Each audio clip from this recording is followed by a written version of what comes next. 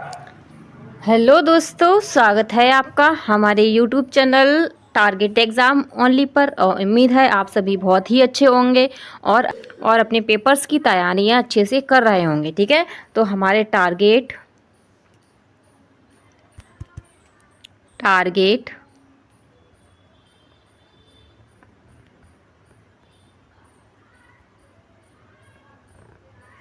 Exam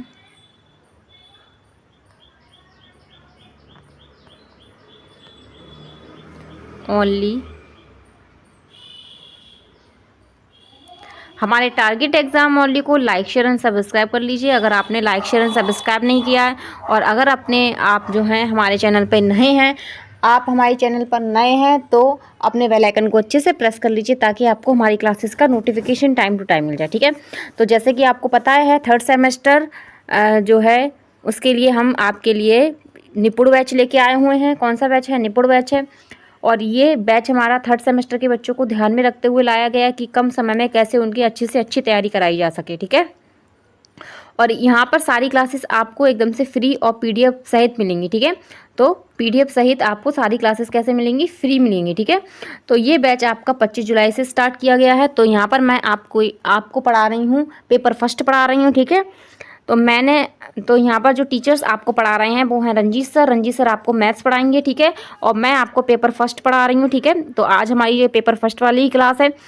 तो इसके बाद आपको अंजलि मैम संस्कृत पढ़ाएंगी। बहुत अच्छा बेसिक से अंजलि मैम आपको संस्कृत पढ़ा रही हैं। उनके साथ डेली बेसिस पे जुड़ना ना भूलिए। और रंजीत सर भी बहुत अपने सब्जेक्ट में बहुत मेहनत कर रहे हैं। ठीक है, तो यहाँ पर वैसे ही जैसे हमारे टीचर मेहनत कर रहे हैं वैसे ही आपको मेहनत भी करनी है, जिससे आप जो है डीएलएड में अच्छा स्कोर एक प्राप्त कर सके। ठीक है, क्योंकि फर्स्ट सेमेस्टर और थर्ड सेमेस्टर में आपको फुल उतनी ही मेहनत करनी थर्ड सेमेस्टर में आपको उतनी ही मेहनत करनी पड़ती है जितनी कि आपको फर्स्ट सेमेस्टर में पास होने के लिए करनी पड़ती है। ठीक है, क्योंकि एक फर्स्ट सेमेस्टर होता है जब टीचर को पता होता है कि बच्चा क्या है वीक है, तो वहाँ पर उसको नंबर बहुत खींच-तान के मिलते हैं। ठीक है, ऐसे थर्ड सेमेस्टर होता है तो उसको पता होता है कि इसका ये थर्ड सेमेस्टर है, तो वहाँ पर भी आपको अपनी अच्छे से प्रॉपर तैयारी रखनी है ताकि आपको कहीं से भी क्वेश्चन उठ के आ जाए, आप कर सकें उसको। ठीक है, इस पे भी बैक लगने की संभावनाएं ज़्यादा होती हैं। ठीक है, तो चलिए स्टार्ट करते हैं हम अपनी क्लास को। तो आपको पता है कि मैं आपको पेपर फर्स्ट में जो हैं हम 2-3 चैप्टर कंप्लीट कर चुके हैं अपने। ठीक है, कितने चैप्टर? 2-3 चैप्टर कंप्लीट कर चुके हैं। आज हम जो चैप्टर करने वाले हैं वो हमारा क्या होगा देखेंगे हम। तो इससे पहले हम अपना सब्जेक्ट का पूरा नाम देख लेते हैं। तो यूपी डीएलएड थर्ड सेमेस्टर है और विषय क्या है? शैक्षिक मूल्यांकन क्रियात्मक शोध एवं नवाचार। ठीक है, ये आपका क्या है? ये आपका सब्जेक्ट का फुल नेम है। इसे आप EDO 5 कहते हैं। क्या कहते हैं? EDO 5 कहते हैं। ठीक है, तो आपको पता ही है इसके लिए आपको 50 अंक निर्धारित करे गए हुए हैं। ठीक है, तो ये आपका प्रथम प्रश्न पत्र है। कौन सा प्रश्न पत्र है? प्रथम प्रश्न पत्र है। ठीक है, सबसे पहले आपका इसी का पेपर होने वाला है। तो चलिए, ये जानकारी तो आपको पता होगी लेकिन मैं बता दे रही हूँ क्योंकि आपको लगे कि अरे कहीं थर्ड सेमेस्टर आ गया, कुछ कम ज़्यादा थोड़ा बहुत हो गया हो मार्क्स में। ठीक है, तो ऐसा कुछ नहीं है। चलिए स्टार्ट करते हैं हम आज का अपना टॉपिक। जल्द से जल्द मेरे साथ जुड़ जाइए टारगेट एग्जाम ओनली पर और लाइक शेयर सब्सक्राइब कर लीजिए और अपने बेल आइकन को अच्छे से प्रेस करिए ताकि आपको हमारी क्लासेस का नोटिफिकेशन मिल जाए। और अपने दोस्तों को जहाँ से जहाँ लो तक हमारा ये निपुण बैच पहुँचाइए ताकि वो भी अपने डीएलएड में कम समय में अच्छे से अच्छी तैयारी कर सकें। तो जैसा कि आप देख रहे हैं आज का हमारा टॉपिक क्या रहने वाला है, वो है मापन एवं मूल्यांकन में अंतर। और क्या होगा? मापन और मूल्यांकन में अंतर होगा और परीक्षण एवं मापन में अंतर। ठीक है, इन दोनों से आपको क्वेश्चंस पूछे जाते हैं और आए हुए भी हैं। ज़्यादा लंबा ये हमारा टॉपिक नहीं रहेगा। अंतर है तो उतना ही पढ़ेंगे इसमें जितना कि पेपर में आ सकता है। ठीक है, तो दोनों के अंतर देखेंगे। चलिए देखते हैं। सबसे पहले मापन एवं मूल्यांकन में अंतर देखेंगे हम। तो मापन एवं मूल्यांकन में अंतर क्या है? मापन और मूल्यांकन में अंतर। मापन और मूल्यांकन दो अलग अलग प्रक्रियाएं कैसी होती हैं? दो अलग अलग प्रक्रियाएं होती हैं। ठीक है, तो आपसे पूछा जाए मापन और मूल्यांकन कैसी प्रक्रिया है, तो दोनों अलग अलग प्रक्रिया हैं लेकिन दोनों शिक्षा और अन्य क्षेत्रों में महत्वपूर्ण है। मापन किसी वस्तु या घटना की मात्रात्मक जानकारी एकत्र करने को संदर्भित करता है, जबकि मूल्यांकन क्या होता है? किसी वस्तु या घटना के मूल्य या महत्व का निर्णय लेने की प्रक्रिया है। दूसरे शब्दों में मापन क्या है? तो मापन क्या है, पर केंद्रित है, ठीक है, क्या है, केंद्रित है। जबकि मूल्यांकन क्या होना चाहिए और क्या अच्छा है, पर केंद्रित है, ठीक है। मापन मापन है कि क्या है, कि कोई चीज़ हम पढ़ रहे हैं उसके बारे में, तो वो है क्या, ठीक है, तो वो क्या होगा, मापन होगा। अब इसके बाद हम जान लेते हैं कि क्या होना चाहिए, उसके अलावा भी कुछ होना चाहिए, ठीक है, या क्या और अच्छा हो सकता है, ठीक है। तो ये क्या होता है, ये होता है मूल्यांकन, ठीक है। तो यहाँ पर आप समझ गए होंगे दोनों में अंतर, इसको हम और अच्छे से जानेंगे। तो पहले जानेंगे मापन के बारे में, ठीक है। तो यहाँ पर हम मापन और मूल्यांकन के बारे में जानेंगे, ठीक है। तो सबसे पहले मापन देखेंगे। तो मैं पहले आपको मापन के बारे में बताऊंगी, जो उसकी इम्पोर्टेंस है, जो आप अपने उसमें अगर इसमें अंतर आता है तो आप लिख सकते हैं। तो मापन की परिभाषा अगर आती है आपको इसमें कि मापन और मूल्यांकन में अंतर बताइए, तो आप पहले आधार बनाइए उसका, ठीक है। तो आप उसको कैसे बनाएंगे उसको मैं एक बार आपको बता देती हूँ, ठीक है। जैसे मान लीजिए ये हुआ, यहाँ पर आप लिखेंगे आधार,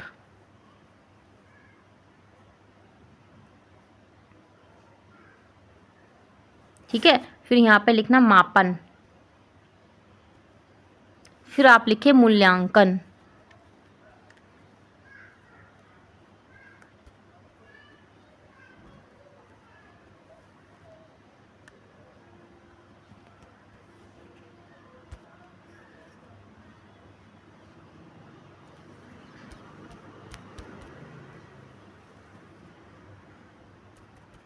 मापन लिख लिया। फिर इसके बाद यहाँ पर जैसे हम लिखते हैं मूल्यांकन,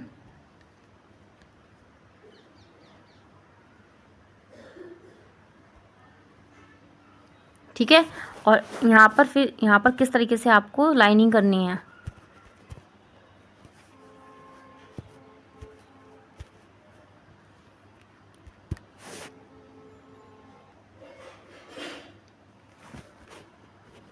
तो यहाँ पर आपको किस तरीके से लाइनिंग करनी है, एक इस तरीके से लाइनिंग करनी है। वहाँ मैं बता रही हूँ कि आप किस तरीके से वहाँ कॉपी में लिख सकते हैं, ठीक है, ठीक है। फिर यहाँ पर जैसे मान लीजिए परिभाषा लिख दी,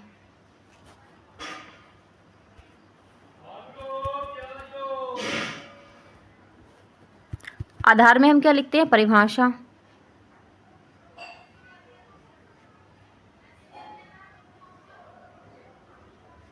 ठीक है। फिर यहाँ पर फिर उद्देश्य लिख देंगे अगला पॉइंट डाल के, ठीक है। फिर यहाँ पे कुछ और लिख देंगे। तो इस तरीके से हम पॉइंट टू पॉइंट इसमें लिख सकते हैं। मैंने पहले आपको मापन के बारे में बताया, उसके बाद मूल्यांकन के बारे में बताया। इस तरीके से मैं बनाती तो उसमें बहुत खिचपिच हो जाता, ठीक है। इसलिए मैंने इस तरीके से नहीं बनाया, लेकिन मैंने आपको बता दिया कि अगर आपको उसमें अंतर आता है तो आप इस तरीके से बनाइए, आपको बहुत अच्छे नंबर मिलने वाले हैं। क्योंकि आप इस तरीके से बनाते हैं तो जो है टीचर को लगता है कि हाँ बच्चे को कुछ आता है, परिभाषा, सीक्वेंस वाइज सीक्वेंस, ऐसे नहीं केवल लाइन खींचनी, मापन लिखा, मूल्यांकन लिख रहा, फिर उसके बारे में लिख दिया, फिर उसके बारे में लिख लिया। ऐसे जो मतलब कि हम छोटे क्लासेस में थे तब लिखते थे। तो अब आप जो हैं बड़ी क्लास में हैं तो आपको पता ही है कि हमें कुछ एडवांस अलग तरीके से लिखना है, सबकी तरह भेड़ चाल नहीं चलनी है हमें, ठीक है। कुछ आप अलग करेंगे तभी आपके अलग नंबर भी आएंगे, ठीक है, सबसे। तो इस तरीके से आप लिखिए। और जो है अगर आप मेरे चैनल पर हैं तो आप खुद भी लिखिए और दूसरों को भी बताना कि इस तरीके से आप उसके अंतर लिखें। वैसे तो कोई बताना नहीं चाहेगा किसी को, क्योंकि लोग सोचते हैं कि हमसे ज़्यादा नंबर किसी और के ना आ जाए, ठीक है। तो ये रहता है। तो चलिए देखते हैं, पहले मापन के बारे में जानेंगे, ठीक है। तो मापन, इसकी परिभाषा ऐसी आप जैसे मैंने बताया उस तरीके से आप लिखना वहाँ पर, ठीक है। तो किसी वस्तु या घटना के मात्रात्मक गुणों का निर्धारण क्या है, मापन है। अब उदाहरण हम लिख सकते हैं यहाँ पे, जैसे मैंने यहाँ पर मान लीजिए यहाँ पर हम उद्देश्य लिख दिया, फिर यहाँ पर उदाहरण भी लिख सकते थे। फिर केंद्र हो सकता है कि इन दोनों का केंद्र क्या होता है, उदाहरण,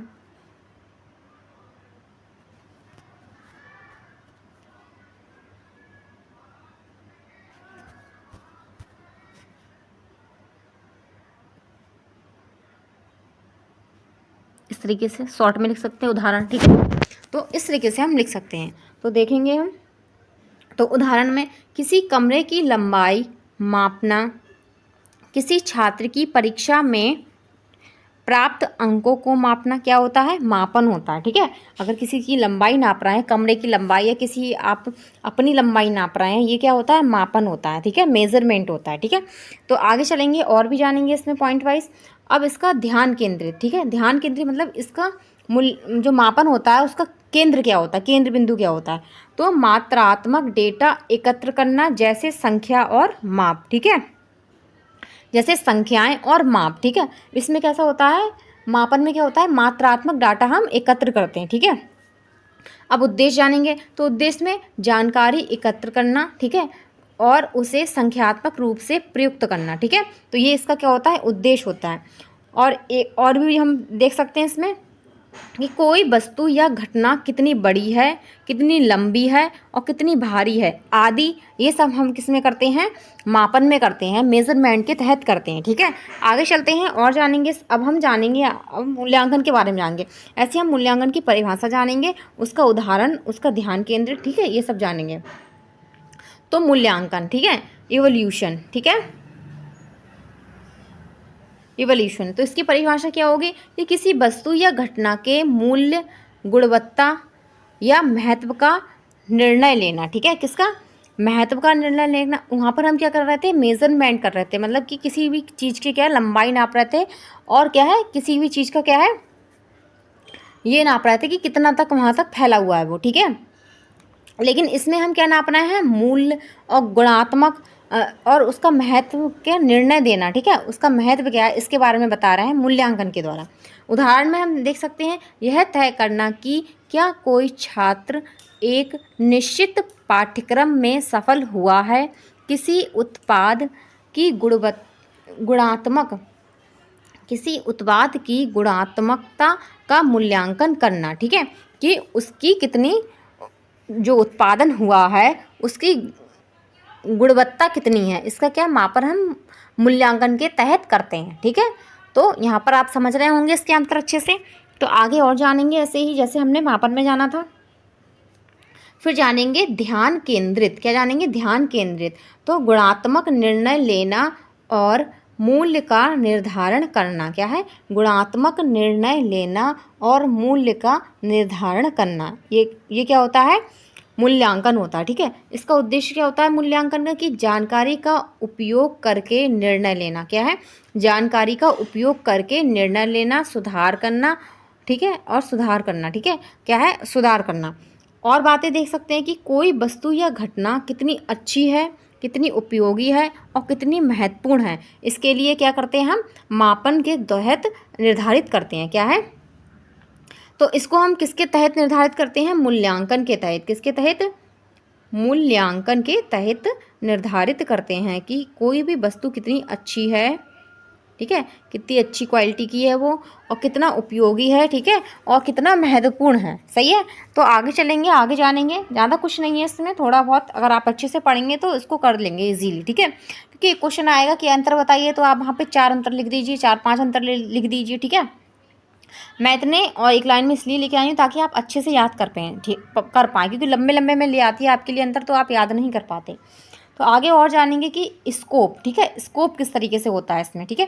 अब हम यहाँ पे दोनों को कंबाइन करके पढ़ेंगे, मापन और मूल्यांकन। तो मापन एक संकीर्ण अवधारणा है, क्या है, संकीर्ण अवधारणा है, जबकि मूल्यांकन क्या है, एक व्यापक अवधारणा है, ठीक है। कैसी अवधारणा है, व्यापक अवधारणा है। और प्रकृति देखेंगे दोनों की कैसी होती है, मापन कैसा होता है, मात्रात्मक होता है, कैसा होता है, मात्रात्मक होता है, जबकि मूल्यांकन कैसा होता है, मात्रात्मक और गुणात्मक दोनों होता है। ये क्वेश्चन बहुत इंपॉर्टेंट है आपके लिए कि मापन की और मूल्यांकन की प्रकृति कैसी होती है, ठीक है।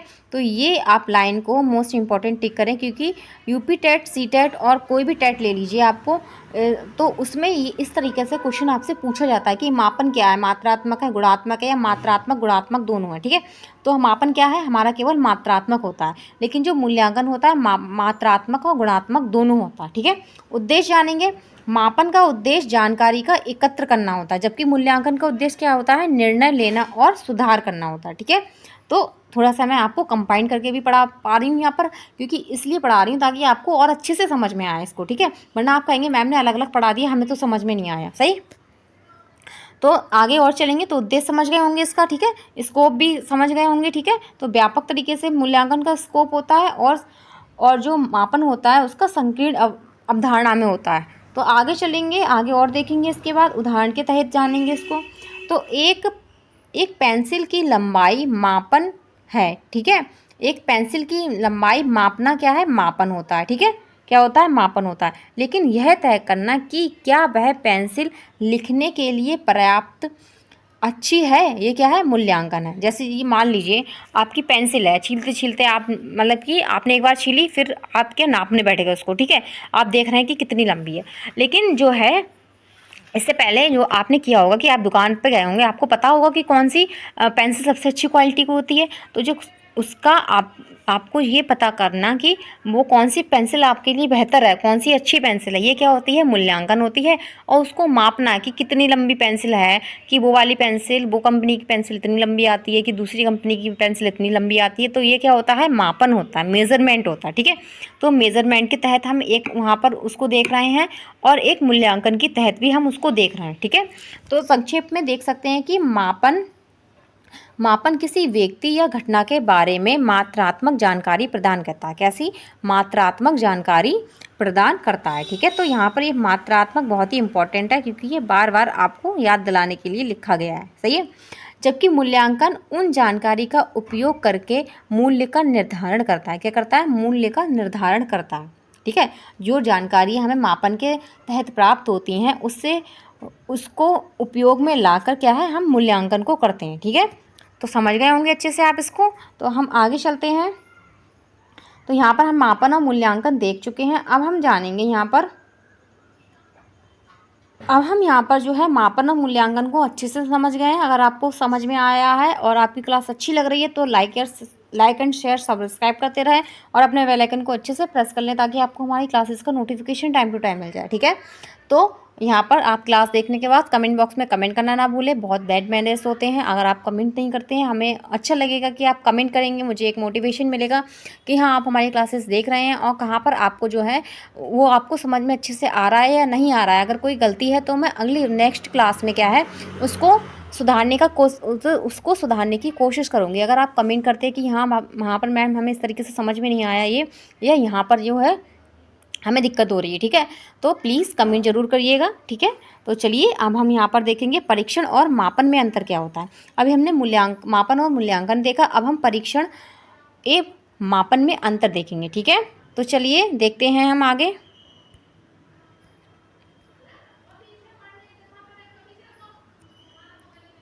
तो परीक्षण और मापन में अंतर, ठीक है, तो क्या अंतर है जानेंगे हम।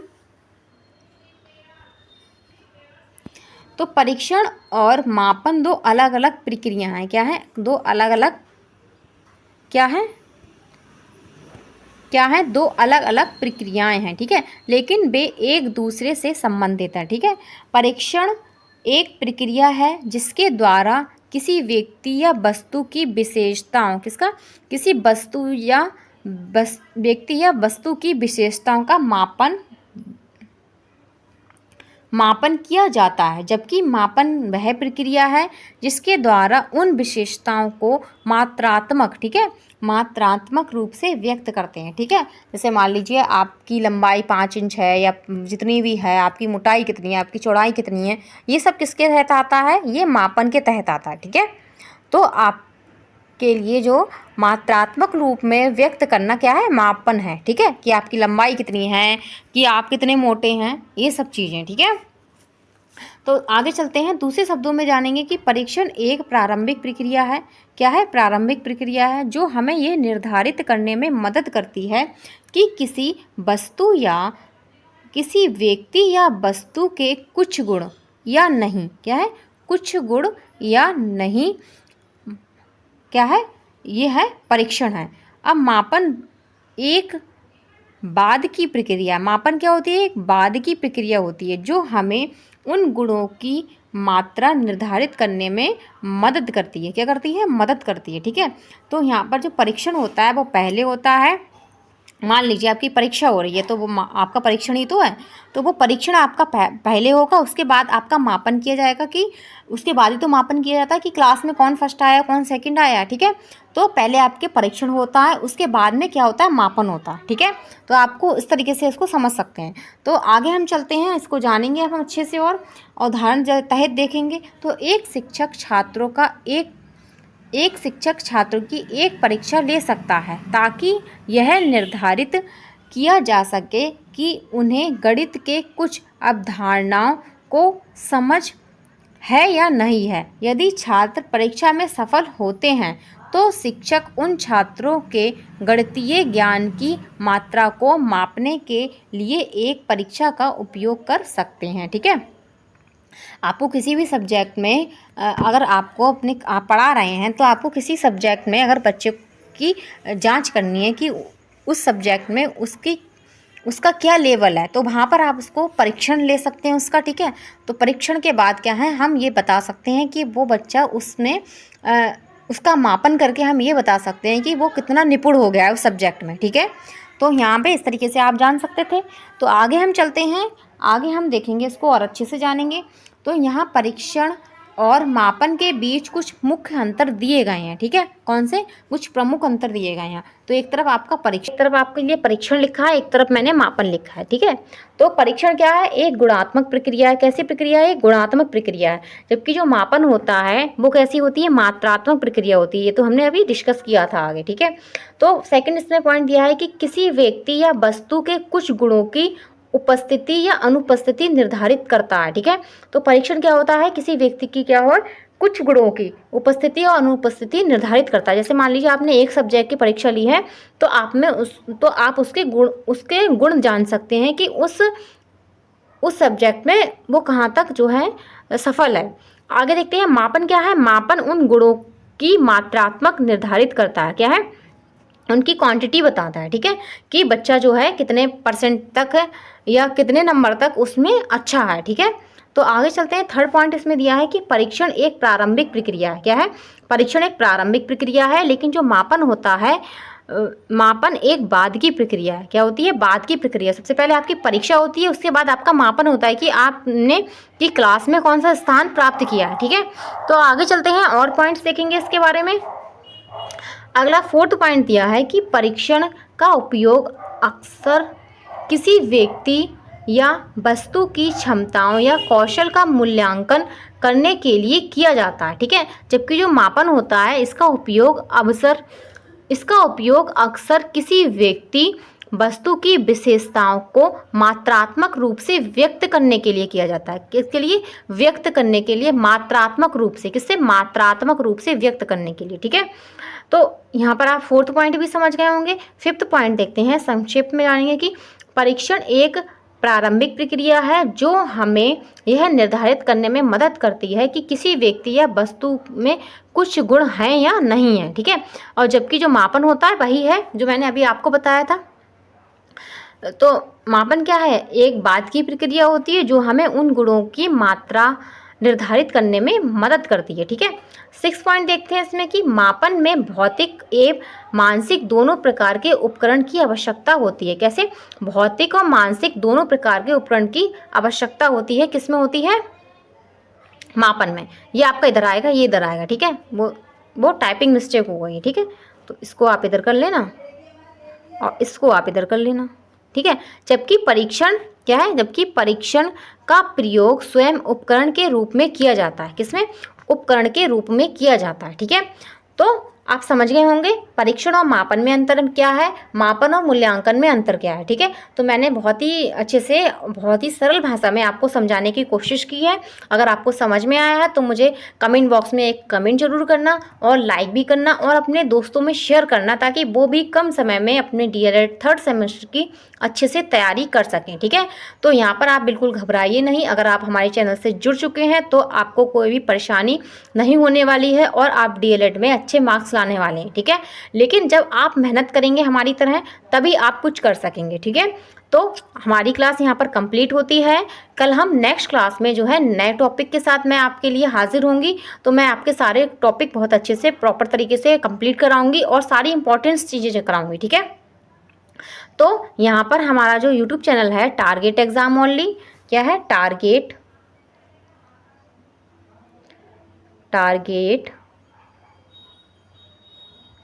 एग्जाम